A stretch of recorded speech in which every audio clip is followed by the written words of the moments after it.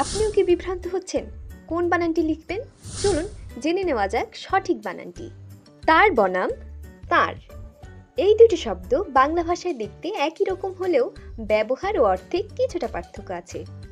তার শব্দটি সাধারণত সমবয়সী বা ছোট কারোর প্রতি ব্যবহার করা হয় বা বস্তুর ক্ষেত্রে।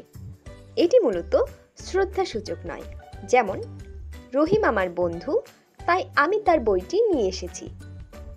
দ্বিতীয় শব্দটি তাঁর, প্রধানত বড়, গুরুজন বা শ্রদ্ধেয় ব্যক্তিকে উদ্দেশ্য করে ব্যবহার করা হয়। এটি শ্রদ্ধা বা ভক্তি প্রকাশ করে, যেমন স্যার একজন ভালো মানুষ, তাঁর কথা আমরা সব সময় মনে রাখব। কি বনাম কি, কোনো প্রশ্নের উত্তর হ্যাঁ বা না লিখে দেওয়া সম্ভব হলে সেসব বাক্যে কি লেখা হয়, যেমন তুমি কি যাবে, এটি হ্যাঁ বা না দিয়ে উত্তর দেওয়া সম্ভব।